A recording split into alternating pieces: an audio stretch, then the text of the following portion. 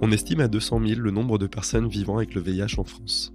200 000 personnes qui restent encore fortement stigmatisées, injuriées, culpabilisées, et ce plus de 40 ans après la découverte du virus.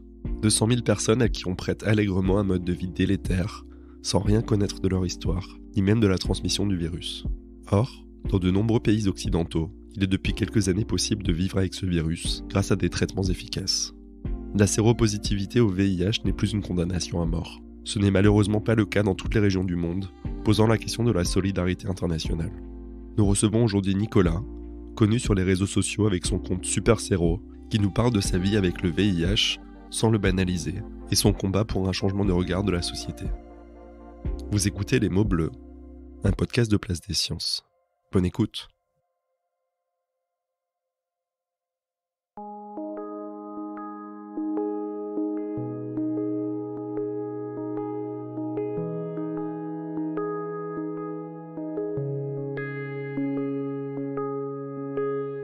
Bonjour Nicolas.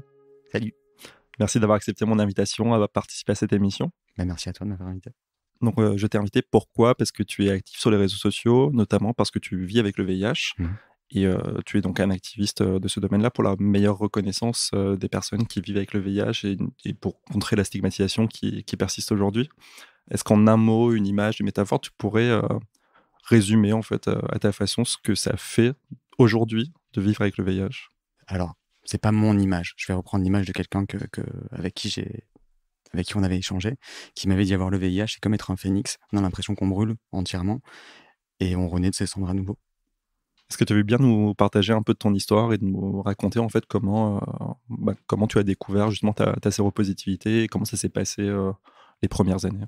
Alors moi, ça fait 12 ans, bientôt 13, que je suis donc PV-VIH, c'est-à-dire personne vivant avec le VIH. Parce qu'on dit souvent séropo, mais en fait séropositif, on peut être séropo à la grippe. Donc ça s'est extrêmement passé de manière très complexe. Il y a 12 ans, j'étais au Canada et je me suis réveillé un matin et en fait je me suis effondré, j'arrivais plus à marcher. Mais vraiment, j'arrivais plus du tout à marcher. Et je suis allé voir des médecins au Canada, c'est un peu compliqué. Je me suis retrouvé dans une sorte de grand espace où j'ai tiré un ticket, j'ai attendu 2 heures. J'ai vu un médecin dans un box qui m'a gardé 2 minutes, je crois, et je suis sorti avec une ordonnance. J'en ai eu pour $150 de médicaments, enfin, sans diagnostic, sans rien. J'ai eu mon médecin par la suite, donc français, en visio, qui m'a dit ça va pas du tout, il faut vraiment que tu rentres en France en urgence. Arrivé en France en urgence, je fais des analyses, un bilan complet au laboratoire, qui me rappelle, je sais plus quand, à l'époque, c'était quelques jours peut-être plus tard, pour me dire c'est urgent, ça demande un traitement d'urgence, quelque chose de grave, va voir ton médecin de suite. Je contacte mon médecin, j'arrive dans son cabinet, il est pas là, c'est son remplaçant, qui nous dit oui, je vous reçois en fin de journée. Donc j'étais avec ma mère, dans les années 80, c'est-à-dire qu'on est peut-être arrivé, je sais pas, à 15h, 16h, et il nous a laissé poireauter jusqu'à 19h pour nous recevoir en dernier dans son cabinet, pour nous dire Dixit, effectivement, c'est extrêmement grave, ça demande un traitement d'urgence, mais je ne prends pas la responsabilité de vous l'annoncer, vous attendez que votre médecin revienne de vacances dans 2 semaines pour vous expliquer ce que c'est. Donc je ne dis pas dans quel état on était. Et la chance que j'ai eue, c'est que j'avais ma maman qui travaillait, c'est mignon, qui travaillait au CHU, et j'avais un père qui avait été infecté de l'hépatite C pendant l'affaire du sang contaminé, qui est mort maintenant de sa pathologie chronique et très longue. On connaissait plein de gens dans les hôpitaux, et vu par rapport au travail de ma mère, elle est arrivée à trouver un médecin qui a bien voulu nous l'annoncer. Je crois que c'était peut-être 10h ou 11h du soir, dans un service d'ORL, une médecin en ORL qui avait rien à voir avec l'infectiologie, qui a bien voulu nous l'annoncer à 11h du soir, dans un service éteint de nuit, hyper glauque. Elle a été vraiment incroyable, vraiment géniale, hyper rassurante dans son attitude, parce que de ce qu'elle m'a dit, j'ai rien gardé. C'est comme dans les films, c'est-à-dire que t'as les oreilles qui font, c'est vraiment comme dans les films, t'as vraiment des oreilles qui font ouan, ouan, ouan. Tu sais, t'as la vue qui se dézoome comme en fisheye, et tu flottes, et puis c'est vraiment, t'es dans un film, quoi. C'est ça y est, on m'annonce une maladie grave, je vais mourir, tu vois. Et par la suite, quand je suis arrivé en service d'infectiologie, ça a été pareil, hyper, je sais pas si je peux dire traumatisant, mais en tout cas, oui, ça m'a marqué.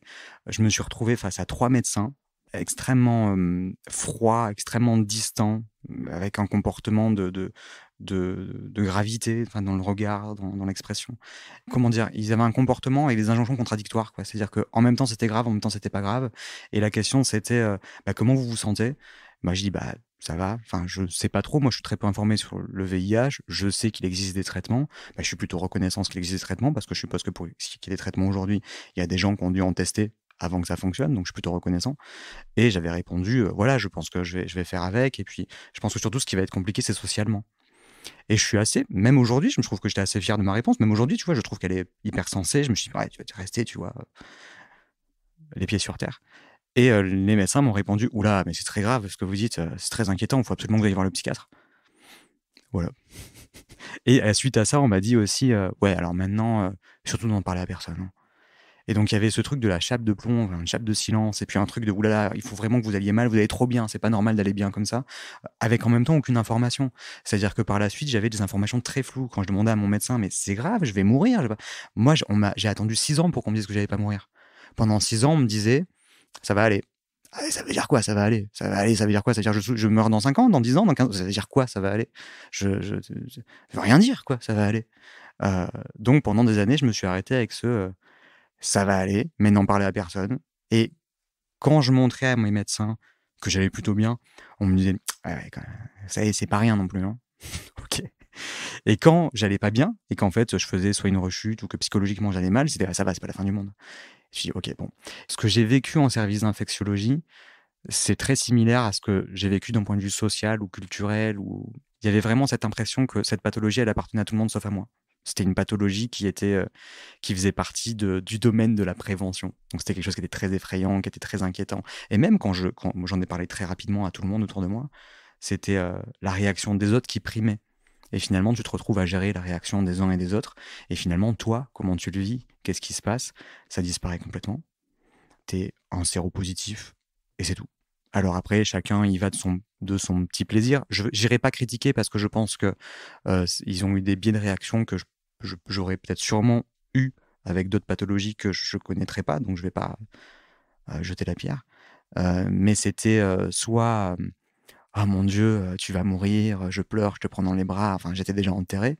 Soit c'était ah ça va, moi j'ai un oncle qui est mort du sida. Enfin, c'était très bizarre. En fait, la question simplement de qu'est-ce qui se passe, quelle information tu as, est-ce que tu sais ce qui va se passer, est-ce que tu as des questions, comment tu te sens? Non, je crois que moi j'ai mis même 10 ans à oser me les poser et à oser commencer à chercher à trouver des réponses parce que finalement tout ce que j'ai appris sur le VIH, ça fait que 3 ans que j'ai commencé à l'apprendre. Quand j'ai eu cette opportunité de m'émanciper par mes followers qui m'ont posé des questions et que je me suis dit, en fait, je vais chercher les réponses par moi-même. On sait aujourd'hui que les maladies mentales sont très stigmatisées. Voilà, on pointe du doigt quelqu'un dont on sait qu'il a une schizophrénie, etc. On sait que les personnes qui vivent avec le VIH aussi sont stigmatisées. Est-ce que ça a eu un impact, est-ce que ça a encore un impact aujourd'hui sur ta santé mentale? C'est dur, hein. C'est dur à répondre à cette question parce que, je vais dire, c'est un peu comme l'homosexualité. On est homosexuel, mais on a aussi, tu vois, nos fragilités, nos particularités.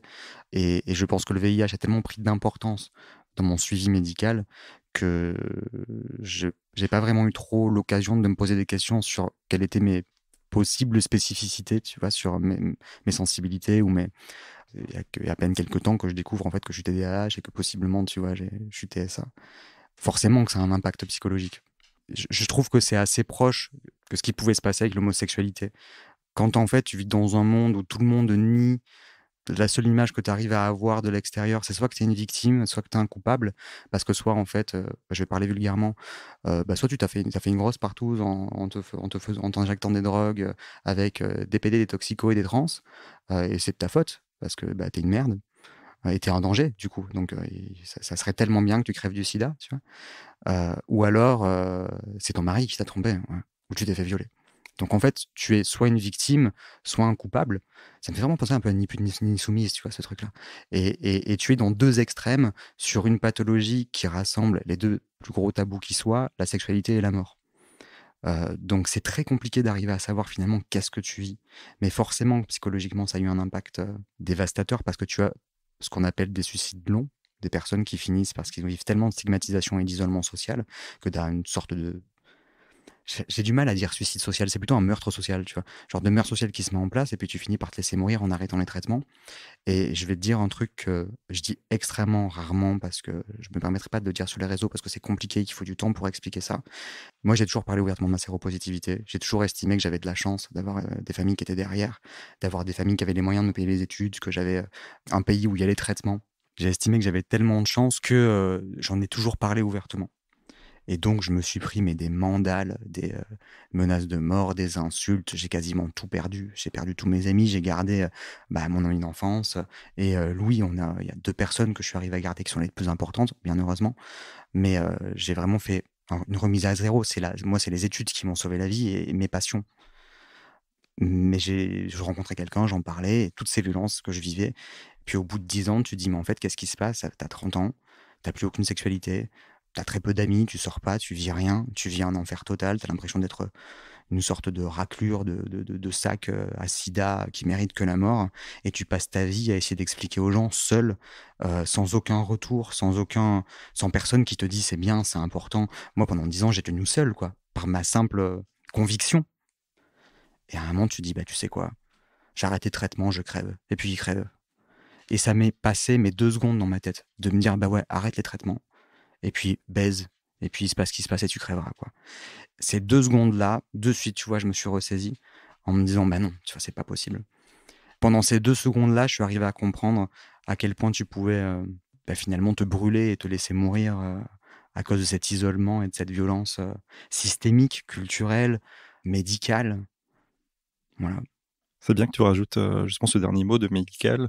Cette stigmatisation, tu l'as rencontrée aussi du coup dans le monde médical parmi les médecins, les soignants? Mais je pense que tu sais que c'est la pire, non? C'est la pire, c'est ceux qui décident. C'est ceux qui posent les codes et les bases, bien évidemment.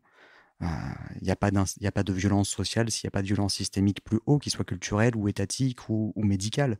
C'est de là que ça part. C'est là où on a les archétypes sociaux qui se mettent en place. Enfin, après, bon, moi je te le dis avec mes termes, je sais pas si c'est les bons termes, mais bien évidemment. Moi, j'ai besoin de savoir, en fait, qu'est-ce que je vis quand on me dit qu'on va me menacer de porter plainte parce que je serais un violeur, un assassin. Moi, j'ai besoin de savoir si je vais en pharmacie, comment savoir si, je sais pas, un quelconque truc que je vais prendre est en interaction avec mon traitement. Ce que j'ai besoin de savoir, c'est est-ce que je peux faire des enfants et comment? C'est quels sont mes droits?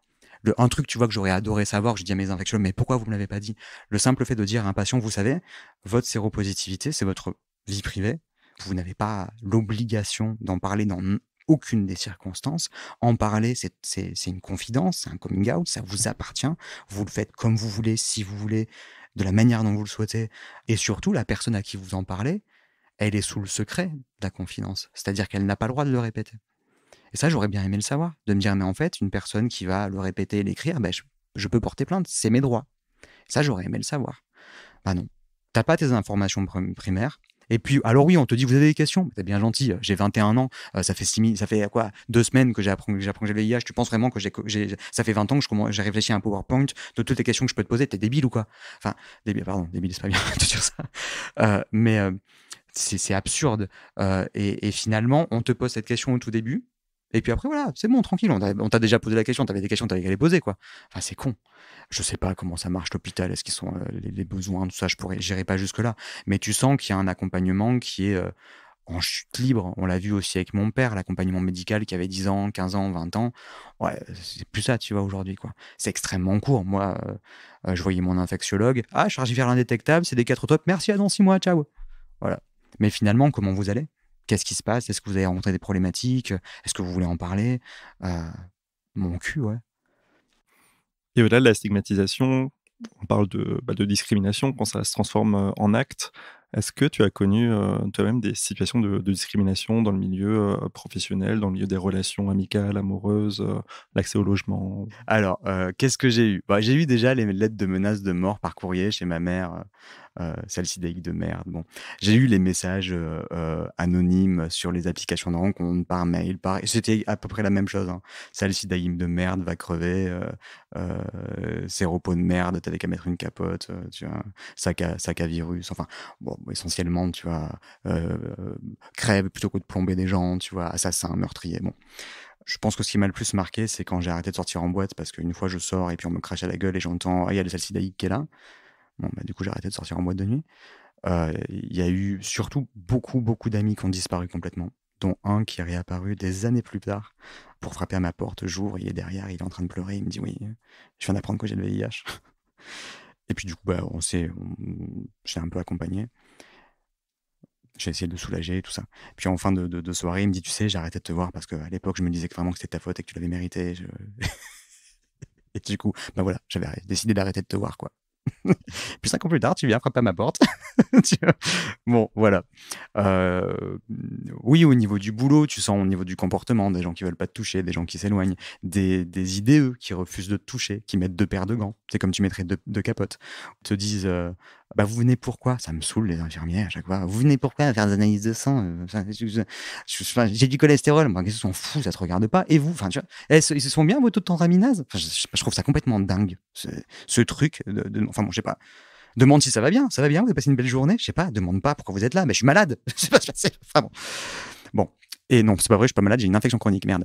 Et l'infirmière qui te dit: ah, vous avez le VIH? Ah, mais vous faites bien de me prévenir. Et tu sais qu'il revient avec 2 paires de gants, tu vois. Voilà. Qu'est-ce qu'il y a eu d'autre? J'ai tellement eu de trucs que je sais pas. Là, récemment, j'ai eu des menaces de mort avec des appels à 3h du matin. On va te retrouver, on va t'égorger. Tu vas finir dans le canal. Bon, des trucs relativement quand même assez violents. Voilà. Amoureusement, dans les relations. Oh, alors, tu avais soit les mecs qui. On est en discussion, on s'est même pas rencontrés. Hein. Le gars, il est appris par quelqu'un d'autre, il se met à m'insulter en m'appelant par téléphone. Ouais, je vais porter plainte parce que pour tentative de meurtre, tentative d'empoisonnement, on se serait vu, t'aurais rien dit, j'aurais peut-être bu dans ta tasse à café. Enfin, des trucs, délirants, complètement délirants. Qu'est-ce que j'ai eu d'autre? Ceux qui t'acceptaient comme t'étais. C'est horrible. C'est j'accepte. On dirait Jésus-Christ qui arrive, j'accepte qui tu es. Mais ta gueule, connard. Qu'est-ce que c'est? C'est moi qui accepte pas. T'es qui? T'es qui? C'est fou ce truc de j'accepte comme tu es, j'accepte ta séropositivité. T'acceptes, mais prends-la. C'est quoi? Prends-la. C'est complètement dingue. J'ai quitté mon premier copain pour ça. Bon, j'étais pas très gentil parce qu'en plus, on était jeunes et que c'était de la maladresse de sa part, mais qui m'avait dit: tu crois que c'est facile pour moi? J'ai dit: c'est très simple, je te quitte, c'est fini. Comme ça, c'est facile pour toi. Hop, moi, je continue avec. Toi, c'est fini. Il n'y a plus d'histoire avec le VIH. J'étais un peu salaud, mais mais et ceux qui te font bien sentir que un peu syndrome du sauveur, je sais pas trop quoi, tu sais, ou le syndrome du bénévole, tu sais, qui vous avez vu, hein, moi j'ai une relation avec un séropositif et j'accepte comme il est, tu vois, c'est formidable, c'est bon. Ou celui qui accepte d'avoir une sexualité avec toi et qui pendant qu'il couche avec toi se retire, te dit: tu peux, elle a pas craqué la capote, tu vois, alors qu'on est en train de faire l'amour et carrément il te regarde et dit: tu sais que mon oncle est mort du sida. Les jambes en l'air, tu sais, t'es là, mec, tu es en train de faire l'amour. Et le gars s'arrête et il te regarde. Tu sais que mon oncle est mort d'ici là. Non, je savais pas. Tu veux m'en parler?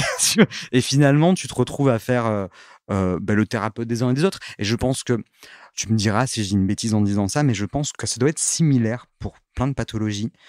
Parce que quand tu dis ta pathologie, tous les fantasmes des uns et des autres sortent. Et en fait, tu finis par faire une sorte de thérapie systémique, tu sais, de son ressenti. Puis il finit par t'expliquer ce qu'il a souffert, ce qu'il a vécu. Ah, d'accord, il s'agit de toi. Pardon, excuse-moi, j'avais pas compris. D'accord. Et tu finis par devenir le thérapeute malade, parce que quand même, regarde, et puis la personne peut partir en étant persuadée qu'elle a été géniale avec toi, parce que tu vois, elle t'accepte. Bon, elle t'a juste balancé toute sa vie, et t'as juste dû fermer ta gueule, parce que quand même, elle est bien gentille, t'accepter de te parler, alors que t'es un pauvre malade, donc tu vas quand même bien avoir la décence d'écouter pendant 10 minutes le pourquoi de sa tante qui est morte entre elles, qui avait trucidé son chat, qui, bon, là tu dis, enfin, ouais, ok.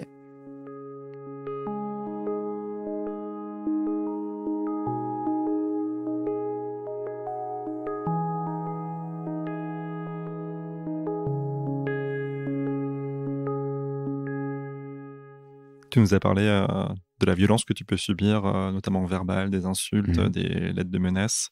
Comment est-ce que tu gères ça? Comment est-ce que ça t'impacte et comment tu fais pour vivre avec? Alors, ça a été compliqué, ça s'est fait dans le temps.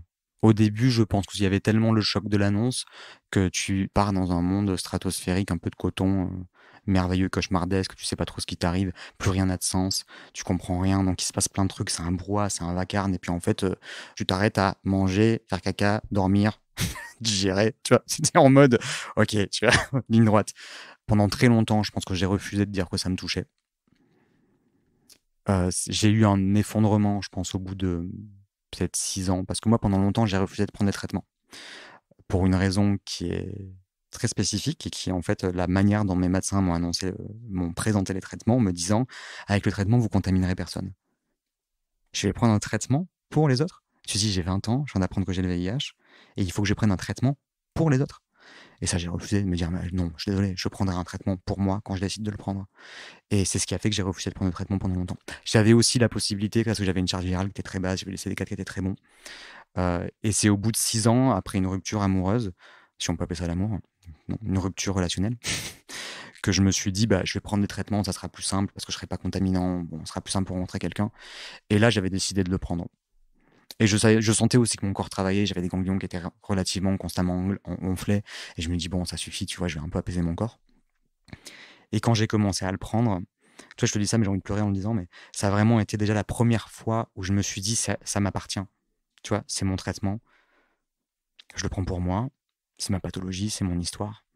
Et là, je pense que j'ai chialé pendant plusieurs mois, en me disant, ok, qu'est-ce que je vais en faire maintenant et comment ça va se passer. Les années qui ont suivi, je pense que j'ai commencé à être un peu en colère et de me dire, mais comment ça se fait que je suis tout seul en fait? Et me dire, c'est pas normal en fait que je sois seul et que j'ai l'impression d'être seul comme ça. Comment ça se fait qu'on m'a angoissé toute ma vie avec le VIH et que d'un coup, je suis le seul séropos sur Terre? Tu vois? Ils sont où les autres, quoi, tu vois? Je vivais un peu ça comme mon homosexualité quand j'avais peut-être 8-9 ans, que j'ai compris que j'étais un peu attiré vers les garçons et que je connaissais même pas le mot homosexuel. Je savais même pas que le mot existait. Je savais même pas que ça existait. Pour moi, j'étais soit une femme enfermée dans le corps d'un homme, soit j'étais atteint d'un virus très particulier dont j'étais le seul qui était touché sur Terre et que j'avais, je sais pas, qu'on avait inventé un syndrome, tu sais, mon nom, tu vois. Et ça commençait à vraiment me questionner et à me dire, mais comment ça se fait ce truc aussi violent, avec cet isolement aussi dingue, avec cette séparation aussi forte entre la réalité et ce que je ressens et ce sentiment d'être seul au monde. C'est pas possible, quoi. Alors qu'en plus, j'en parlais autour de moi. Donc, ce que j'avais, c'était des personnes qui récemment venaient de l'apprendre et me contactaient, mais j'avais uniquement des gens qui me contactaient, qui venaient tout juste de l'apprendre. Je l'avais mis sur Facebook à l'époque.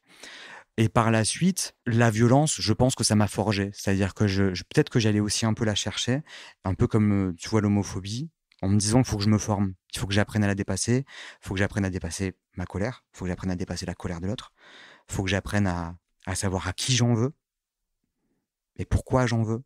Parce que je voulais pas en vouloir aux gens. Parce que, tu sais, moi, je viens d'une génération où, forcément, j'ai eu des parents qui ont eu des comportements homophobes à leurs dépens et que mes parents ont toujours été là, m'ont toujours soutenu. J'ai pas eu, tu vois, de violence, on m'a pas mis à la porte, on m'a pas maltraité ni rien. Mais il y avait quand même dans leur réaction, voilà, quelque chose très de leur temps. Donc, il y a une part de moi toujours qui tu vois, qui est souple là-dessus. Donc, je voulais pas en vouloir aux gens. Mais je me suis dit, il y a bien une raison. Il y a bien quelqu'un qui est quelque chose, en tout cas, qui est responsable de ça. Et j'ai commencé à penser à l'hôpital. Qu'est-ce qu'elles font les associations? Que fait l'État? Tu vois. Et je me suis dit, voilà, il faut que je me confronte à cette violence pour que je comprenne d'où elle vienne, qu'est-ce qu'elle veut dire. Parce que moi, c'est pas un truc qui m'inquiétait. J'ai vécu toute ma vie avec mon père qui avait l'hépatite C. Je fais une aparté, mais parce que quand tu as un père qui a l'hépatite et qu'on te dit c'est très compliqué, le sang, pas de contact, et que le fait d'être homosexuel, se questionner à l'époque sur ce qu'est être un homme, associer la rasoir au risque de transmission, c'était assez compliqué, quoi. Et à mes 10 ans, mon père m'a mis appris à me raser du coup pour ça. Et à l'âge de 10 ou 11 ans, j'ai pris son rasoir et j'ai dit je m'en fous, c'est mon père, j'ai l'hépatite, c'est tout, quoi. Je me suis rasé avec son rasoir. Et en me disant jamais j'aurais peur de quelqu'un. Jamais j'aurais peur de quelqu'un parce qu'il a une infection, une pathologie ou quelque chose. C'est pas humain d'avoir peur de quelqu'un pour ça. Donc c'était pas quelque chose que quand ça m'est tombé dessus, c'était pas du tout quelque chose qui était possible pour moi. Parce que j'avais répondu très tôt, et c'était une évidence. Donc j'ai cherché à m'y confronter, et surtout à me dire, mais comment ça se fait que cette violence, je la subis de ma propre communauté qui est homosexuelle, qui a vécu cette violence de la discrimination, de la mise à l'écart, des a priori, et comment ça se fait qu'on est capable de le reproduire. Donc en même temps, j'ai eu une forme aussi peut-être d'humilité, parce que je me suis dit, ce que ça t'apprend, c'est que tu peux vivre des discriminations, les subir, les comprendre, t'élever, et être tous aussi complètement cons sur un autre sujet, quoi. Donc c'est vrai que, en réalisant que j'avais des amis homosexuels, en fait, je connaissais pas le mot sérophobe à l'époque, mais qui étaient discriminants, qui étaient violents, qui étaient dans l'incompréhension sur le VIH, dans la violence, je me suis dit, ok, quelles sont tes propres violences? Et puis je les ai découvertes aussi, parce que je viens d'une époque très transphobe aussi, et que j'ai pu aussi avoir positionnements et des comportements qui étaient transphobes, et que petit à petit, j'ai appris à découvrir que j'avais une part sombre aussi, et que moi aussi je stigmatisais, et que moi aussi je pouvais avoir des propos violents, parce que c'était trop loin de ma réalité et que je m'en rendais pas compte. Cette violence, je pense que ça a été aussi le moyen de découvrir la mienne, et d'accepter que, à travers la volonté de pardonner la violence de l'autre, c'était surtout pardonner sa propre violence qu'on avait à l'intérieur. Et puis l'idée, ça a été petit à petit, voilà, de savoir comment s'attaquer à cette construction systémique, quoi, finalement. Est-ce que c'est pour ça que tu as décidé de t'engager aussi dans cet activisme de visibilisation aussi des personnes qui vivent avec le VIH? Je sais pas. Est-ce que c'est possible de répondre à ça? Pourquoi est-ce qu'on fait les choses? J'en sais rien. Je l'ai fait parce que je pense que je devais le faire. Mais je pense que j'avais une réponse à cette époque. Je t'aurais donné une autre réponse il y a 5 ans, je t'en donnerai une autre dans 5 ans. Je l'ai fait parce que je devais le faire. Dès que j'ai eu le VIH et qu'on m'a dit, surtout n'en parler à personne, j'ai dit, je vais le dire à la terre entière. Et je t'emmerde. Toi et tous les autres, je vous emmerde. Et je vais le crier à la terre entière. Et je pense que la première chose, elle a été là. Elle a été à ce moment-là. Par la suite, ça a été un renforcement de me dire, moi j'ai de la chance d'avoir une famille qui me soutient, j'ai de la chance d'avoir une famille qui a eu les moyens de me payer des études, j'ai la chance d'avoir une famille qui m'a aidé financièrement, qui a fait que j'ai pas fini à la rue, tu vois, j'avais le minimum, mais c'était énorme. Tu vois, t'as des gens qui sont à la rue parce qu'ils sont homosexuels, ils ont rien. Donc moi j'avais de quoi nourrir, de quoi dormir, de quoi boire, un sens à ma vie, je pouvais étudier, je pouvais peindre, je pouvais dessiner. Mais c'est pour tout ça. Et en fait, depuis 3 ans, ça se renforce forcément, parce que depuis 3 ans, j'ai des témoignages de gens, dont une partie qui sont morts, et que j'ai une rage, mais une rage qui est incroyable. Et ce qui est encore plus violent, c'est quand je suis avec des assos qui me disent, ouais, quand même, vous êtes en colère. Ben ouais, je suis en colère, connard. Je viens d'entraîner une gamine de 19 ans qui est séropositive. Sa mère n'osait plus la toucher parce que elle nettoyait tous ses couverts à la javel et s'est tuée, elle avait 19 ans. Comment tu veux que je sois pas en colère, connard? Et tu fais quoi pour elle? Tiens, je comprends pas. Je suis en train de parler à un jeune. Tu sais que j'ai parlé à une asso. Je parlais moi, j'ai plein de demandes de personnes qui sont en Afrique, qui sont dans des pays où il n'y a plus de traitement parce qu'il y a des ruptures de soins. Et des gens qui ont 19 ans, 20 ans. Et tu essaies de trouver des contacts avec des assos de qu'est-ce qu'on peut faire, quelles solutions on peut avoir. Et des fois, tu te retrouves avec des gens qui te disent, mais tu sais, Nicolas, moi aussi, je reçois plein de messages des Africains. Et puis, je peux rien faire. Qu'est-ce que tu veux que je fasse? Eh ben, je réponds pas. J'avais envie de lui mettre un coup de boule. Mais comment tu peux répondre ça, quoi? Je suis en train de parler à un mec de 19 ans. Il est en train de crever du sida. Il a 19 ans. Le mec, il te parle. Tu lui réponds. C'est pas un cochon d'Inde. Tu vois, c'est ta réalité. Le mec te parle, il te répond, il mange, il boit. Alors après, voilà, tu vois, on alimente le stéréotype de l'Africain parce que ça déshumanise. C'est loin, on sait pas trop ce que c'est, tu vois. Et tu te retrouves avec des assos qui me disent, ouais, mais tu comprends leur culture. Ça veut dire quoi, leur culture? Ils ont pas de cerveau, ils ont pas de jambes, ils réfléchissent pas. Tu penses que dans leur culture, ça veut dire quoi? Leur culture, c'est toper du tambour, tourner autour de feu pour guérir. T'es à l'ouest, t'es à l'ouest. Bah oui, bah ouais, le gamin, il a 19 ans, il est en Ouganda, tu crois quoi? Il est en train de se battre pour pouvoir accéder à la thérapie. Bah oui, parce que oui, t'as des praticiens, oui, tu as la prière, oui, tu as Kanguka. En France aussi, hein. En France aussi, t'as des gens qui te vendent des germes de blé pour dire que tu vas guérir du cancer. En France aussi, t'as des gens qui font de la prière et qui vont dire que tu vas guérir par la prière. C'est partout, ma vieille. C'est partout pareil. Non, il n'y a pas de l'homophobie culturelle. En Afrique, il y a des homosexuels. En Afrique, c'est des Africains aussi. Tu sais, c'est des êtres humains. Ils existent. C'est pas différent.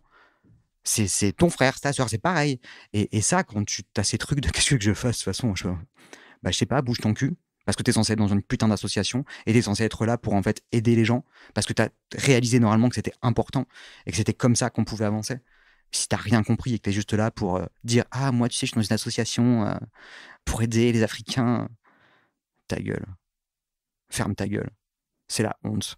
J'ai rencontré des gens, je te jure, incroyables depuis 3 ans. Et j'ai rencontré des gens, mais dégueulasses.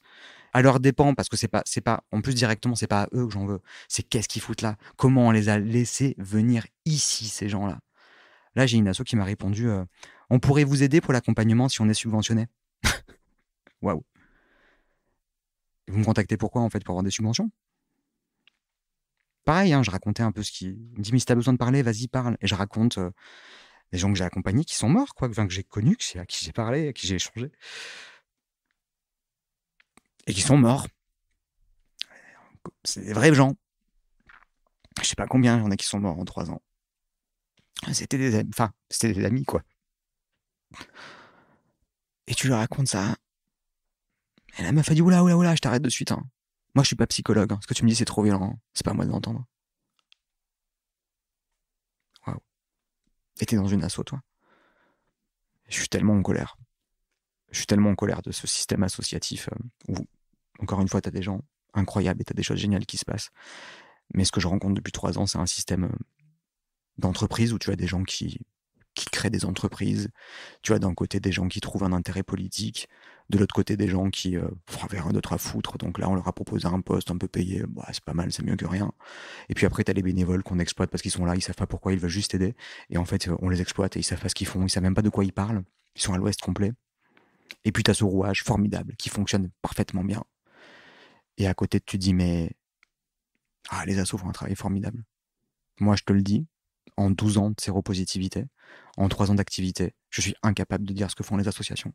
Ça fait 3 ans que j'appelle à l'aide en me disant j'ai des gens qui crèvent, j'ai besoin d'aide, j'ai besoin de soutien, j'ai besoin d'échanger, j'ai besoin de juste prendre un café, j'ai pas besoin d'argent, je m'en fous de votre pognon, j'ai pas besoin de pognon, je veux juste des relais, je veux juste des gens à qui je peux rediriger, je veux juste des gens à qui parler. Et bon, je suis connu aussi pour ça dans le milieu, de me dire ouais, Nico, tu comprends, il est en colère, hein, il faut qu'il se calme un peu, il faut qu'il aille voir le psy parce que il prend pas assez de soin de lui, il faut qu'il décroche. Et je me retrouve avec des discours comme ça, avec des ados qui me disent prends soin de toi. Ouais, prends soin de toi, prends du temps pour toi, pense un peu à toi. Non, aidez-moi en fait, et dégagez, aidez-moi ou dégagez. Mais quand t'expliques aux gens, ça veut dire quoi, prends soin de moi, vas-y, explique-moi. Je fais quoi pour décrocher? Bah je sais pas, décroche. Ok. D'accord, bon. Les gens, ils m'appellent sur Instagram. Je fais quoi? Bah, tu réponds pas. Oui. Les gens, ils me contactent sur TikTok après. Je fais quoi? J'arrête. Oui, mais les gens, après, ils me contactent par mail. Bah, tu réponds pas au mail. Oui, mais les gens, après, ils me trouvent mon numéro de téléphone. Ils me contactent par SMS.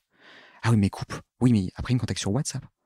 Ah ben, coupe. Oui, mais après, ils contactent mes amis à moi, qui me recontactent pour me dire que telle personne a besoin d'aide. Puis après, je les appelle à 3 heures du matin en anonyme. Puis après, tu es en train de dormir. Tu te réveilles et tu reçois un message. Je suis en train de crever, aidez-moi par pitié. T'es en train de dormir. Puis des fois, tu lâches. Tu sais, pendant 2 jours, t'arrêtes de répondre, t'essaies de souffler, t'essaies de te reprendre. Puis 2 jours plus tard, t'apprends que telle personne qui t'a envoyé un message, à qui t'as pas répondu, est mort. Et tu me dis de décrocher. Et après, t'as le culot de me dire, mais tu comprends, nous, on n'a pas les moyens. Vous avez pas les moyens? Vous êtes 15 devant moi, je suis tout seul. Je suis tout seul, ça fait 3 ans. Je suis seul. J'ai 30 demandes par jour depuis 3 ans. J'ai enterré des dizaines de personnes tout seul, sans argent. J'ai dépensé tout mon argent. J'avais 30 000 euros de côté. J'ai tout dépensé dans mon assaut. Moi, je joue ma vie. S'il faut que je grille ma carrière, s'il faut que j'aille jusqu'à ma mort, c'est le combat de ma vie. Et toi, tu es en train de me dire par contre, il faut qu'on arrête la conversation parce que tu comprends, je coupe avec ma vie professionnelle. Il faut que j'aille chercher ma gamine à l'école. D'accord. Ok. C'est pas ta place en fait. Je comprends hein, que tu coupes, c'est ta gamine, c'est ta vie, mais en fait c'est pas ta place, c'est pas ta vie, c'est pas ton combat. Va-t'en en fait, va-t'en. Et du coup, qu'est-ce qui fait que tu as encore envie de continuer ce combat? Qu'est-ce qui te donne la force de continuer? C'est plus que de l'envie, c'est pas. J'ai envie d'une crêpe, moi, tu vois. C'est pas une envie, c'est mon essence. Moi, je suis né avec un père qui avait l'hépatite C, j'ai grandi dans ça, j'ai vécu dans la maltraitance de mon père, sociale, médicale. Je viens d'une famille où on n'est jamais parti en vacances, on a fait l'accompagnement de mon père à l'hôpital. Ma vie, ça a été l'accompagnement de mon père, les rendez-vous chez le médecin, les 4 ou 5 fois où il est mort et qu'il a ressuscité, tu vois, j'ai vécu à travers ça. Et je le revis avec le VIH, donc je pense qu'il y a une grande part de moi qui demande réparation et ça me dépasse en fait. Je pense que c'est quelque chose qui me dépasse et en même temps, ça donne un sens à mon existence aussi. C'est pas de l'envie, c'est de l'incarnation, c'est dans ma chair, c'est dans ma peau. Donc c'est comme ça. Voilà.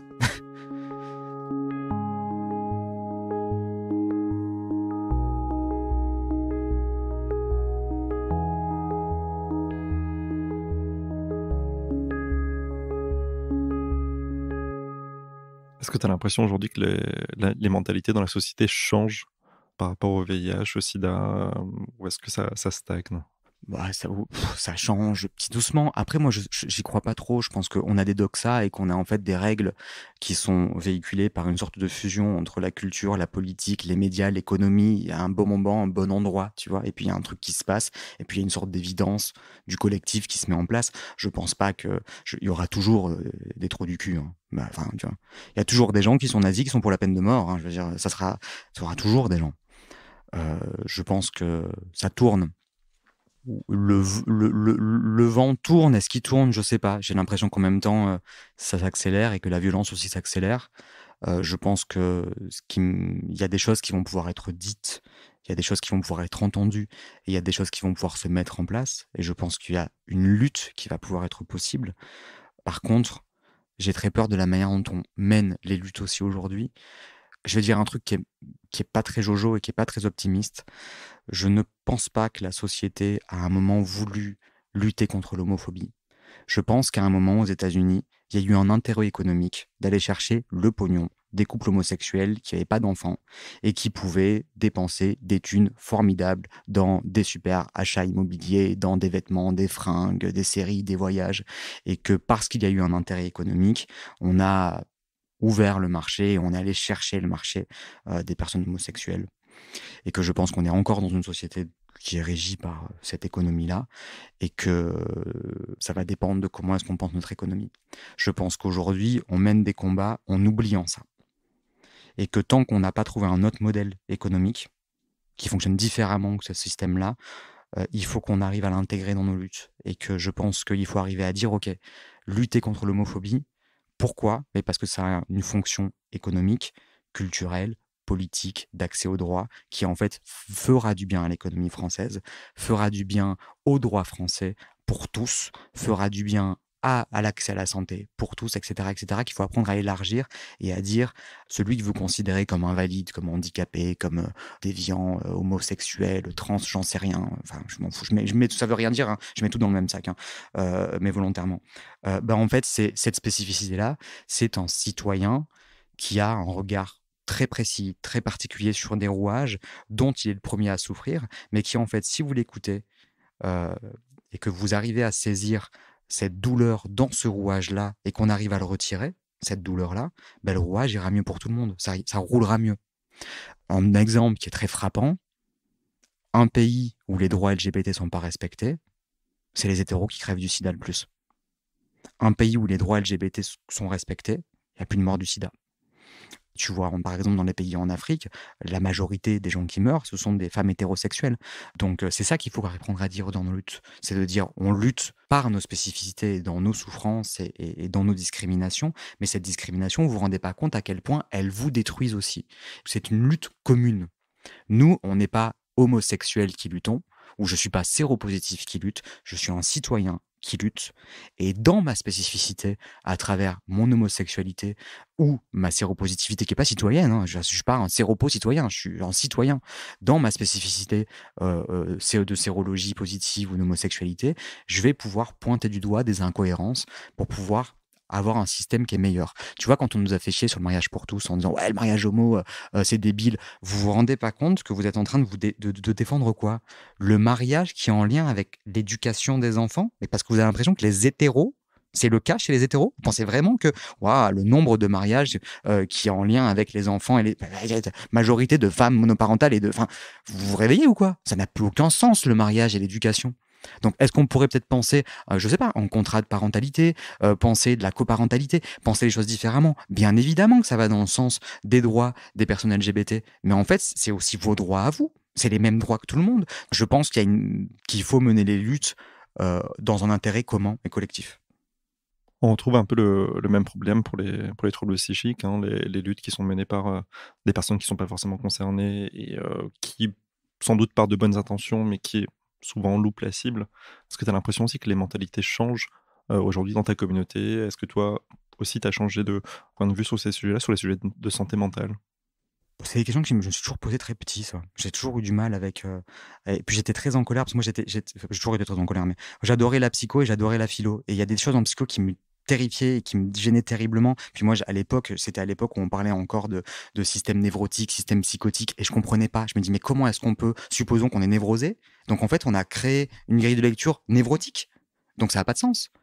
Et enfin, je comprenais pas en fait ces choses-là. Je pense que on est tous queer. Et que ça veut rien dire être valide. C'est des gens qui se considèrent valides et qui vont pointer du doigt, je pense, des invalidités. Mais en fait, personne ne correspond à l'idéal culturel bourgeois ou politique. Ça veut rien dire. On n'est pas une culture. On est aussi vivant. Et c'est ça qui est formidable, c'est que cette vivance, elle est malléable, elle est fluctuante, elle est dynamique. Et que, en contrario de ça, on a une politique, une culture qui parfois se rigidifie et qui perd en souplesse. Et donc, on a des gens qui sont résistants, qui disent non, non, nous, on maintient, on va vers cet idéal-là. Bah, tu n'y arriveras jamais. Et puis, il y a ceux qui disent mais non, en fait, il faut gagner en flexibilité culturelle, ce qui a un gain. Parce que ça veut dire que s'il y a une crise, on gagne en capacité, en flexibilité écologique, économique et politique. Donc je pense que on est tous indescriptibles. Bien sûr qu'il faut qu'on cherche à savoir ce qu'on est dans une culture et une politique, mais on ne le sera jamais complètement parce que c'est culturel et politique. Mais ça fait très peur, parce que ça veut dire qu'il faut accepter que le modèle qu'on avait jusqu'à présent ne marche plus. Le modèle, c'est-à-dire où tu avais un papa, une maman, des enfants, un salaire, 2 salaires, tu partais en vacances, tout va bien, tout marche, tout fonctionne, bah ça marche pas, ça a pourri tout. On voit bien qu'on a une crise écologique monumentale et que c'est en grande partie avec ce modèle-là. Donc il faut penser d'autres modèles. Mais je pense que c'est très effrayant pour beaucoup de se dire, ok, mais alors si je suis plus qu'un papa, je suis quoi? Si je suis pas une famille telle que ça, je suis quoi? Et on voit qu'il y a cette explosion-là qui du coup amène cette grande angoisse, je pense du wokisme ou je sais pas trop quoi, où on y fout dedans handicap, LGBT, je sais pas trop quoi, là, les gens chelous, là, vous, là, les trucs vivants. Bah ouais, les trucs vivants. En fait, c'est ça, c'est juste les trucs vivants. C'est les choses qui vivent, qui bougent, qui sont réelles, qui sont pas des stéréotypes ambulants. C'est quoi les préjugés les plus fréquents que tu entends sur le VIH ou sur le sida? Bon, c'est simple, c'est de notre faute, ou on est victime, tu l'as fait sans capote, t'avais qu'à te protéger, t'es un toxico, t'es une pute, tu t'es fait tourner dans les caves, bon, t'es un PD, c'est normal. Essentiellement, c'est ça qui revient, c'est attaché à une mauvaise vie, c'est attaché à des comportements dangereux, c'est attaché à quelque chose ouais, d'effrayant. Essentiellement, quand même, c'est la faute. Hein. C'est vraiment la faute. Est-ce que tu peux nous donner quelques ressources qui sont disponibles aujourd'hui pour les personnes qui vivent avec le VIH et qui ont besoin de soutien, justement, comme tu en as parlé? Alors, au niveau de l'information sur les traitements, il y a Action Traitement qui existe. Ils ont une plateforme téléphonique qui est gratuite. Action Traitement, c'est pour toute question relative à des traitements. C'est une asso qui est faite par des personnes séropositives, des patients experts pour les personnes séropositives. En termes de droit, de sérophobie, tout ça, il y a ACT UP qui peut aider, qui est l'une des premières assos qui était à la base une asso de personnes concernées. Pour les personnes issues de l'immigration ou des personnes qui viennent d'Afrique, il y a Icambéré. Je crois que c'est plutôt pour les femmes, Icambéré. Après, il y a aussi, je crois, Dessine-moi un mouton, qui est une asso pour les familles. Sur les réseaux sociaux, il y a Andrea Mestre qui parle de séropositivité, qui a une association en Côte d'Ivoire. Il y a Journal Positif, qui est une personne séropositive qui parle aussi sur les réseaux. Sida Info Droit, qui permet d'accéder à des informations sur les droits quand on est séropositif. C'est une ligne payante. Voilà. Et dans les ressources disponibles aussi, il y a ton livre. Est-ce que tu peux nous en parler un peu? Ouais, il y a le petit dico des super séros aux éditions Kiwi, qui est partout, Fnac, Amazon, Cultura, librairie. C'est un petit dico, c'est plein de petits textes. Ça a été un challenge hyper compliqué pour moi parce que faut savoir que je suis dyslexique déjà, donc waouh, qu'est-ce que tu vends vachement bien ton livre. Non, le gros challenge, ça a été surtout de me dire il faut que j'écrive quelque chose qui, je l'ai essayé en tout cas, je ne sais pas si j'y réussi, pouvait parler à une personne séropositive qui a été infectée dans les années 80. À une personne séropositive qui a été infectée dans les années 90, c'est pas pareil. Infectée en 2000, c'est pas pareil. Infectée en 2010, c'est pas pareil. Infectée en 2020, c'est pas pareil. Selon si elle a 20 ans, 30 ans, 40 ans, 50 ans, 60 ans, si elle a été infectée de la naissance, c'est pas pareil. Donc il fallait que j'ai essayé de prendre toutes ces données-là en compte. Que ça parle aussi aux séronégatifs, aux gens qui ont peur du VIH, aux gens qui n'ont pas peur du VIH, aux accompagnants, que ça parle aussi aux médecins, aux infirmiers, aux aidants, aux associations, que ça soit en même temps politique. Donc du coup, l'idéal, c'est de faire plein de petits textes. Et il y a du témoignage, il y a humblement, j'ai essayé de faire un côté un peu historique pour essayer de raconter ce qui s'est passé dans les années 80 jusqu'à aujourd'hui, d'un point de vue médical, d'un point de vue associatif. Je suis allé chercher du coup des témoignages, puis il y a des choses un peu plus personnelles. J'ai fait un travail d'écriture. Moi, j'adore Roland Barthes, tu vois.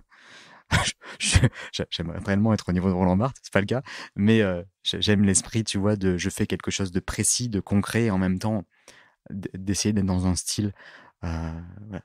Et dans cette lignée-là, est-ce que tu aurais des conseils à donner à une personne qui vient de découvrir sa séropositivité au VIH? C'est compliqué cette question parce que ça dépend de beaucoup de choses. La première chose, c'est que je pense que ce qui est le plus violent quand on apprend la séropositivité, c'est son autostigmatisation. C'est comme quand le handicap nous tombe dessus.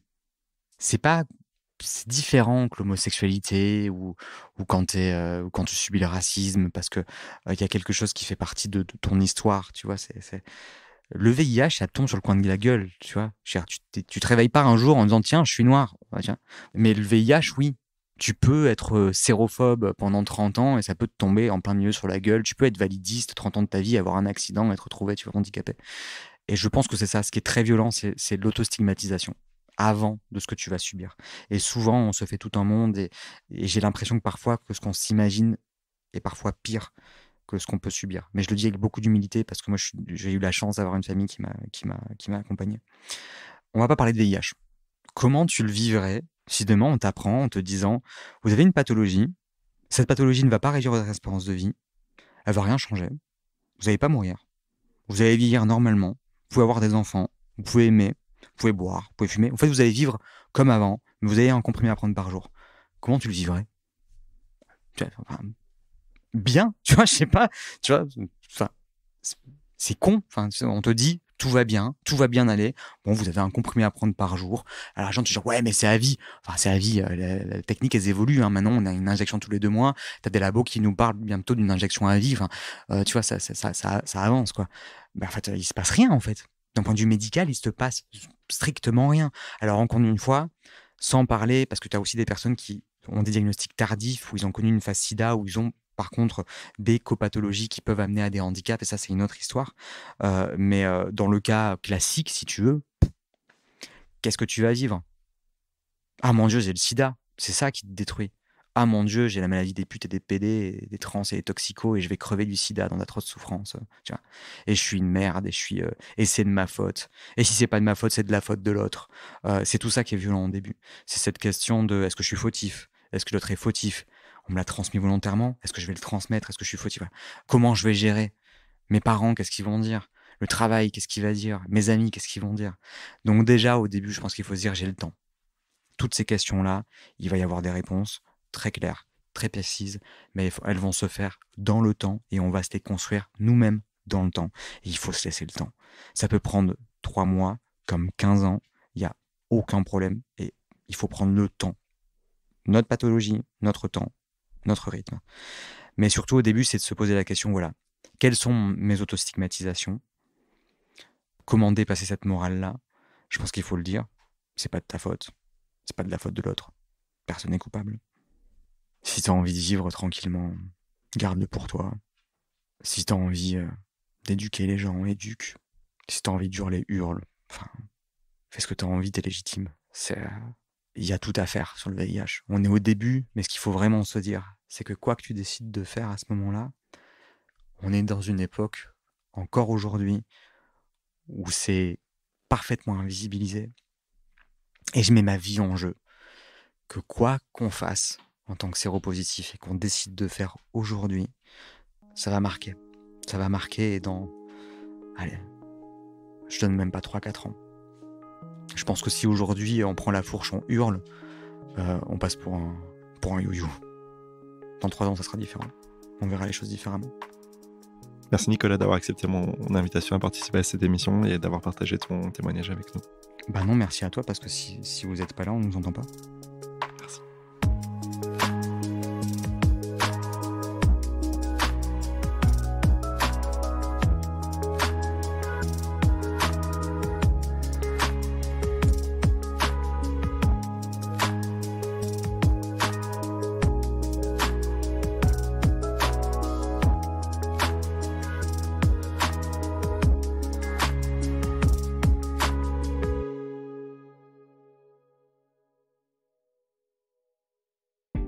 Vous venez d'écouter Les Mots Bleus, un podcast de Place des Sciences.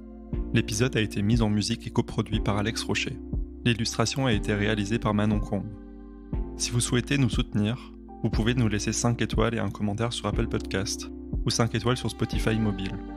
Vous trouverez également des ressources sur notre site placedesciences.fr. Merci de votre fidélité et de votre engagement à nos côtés. et à très bientôt.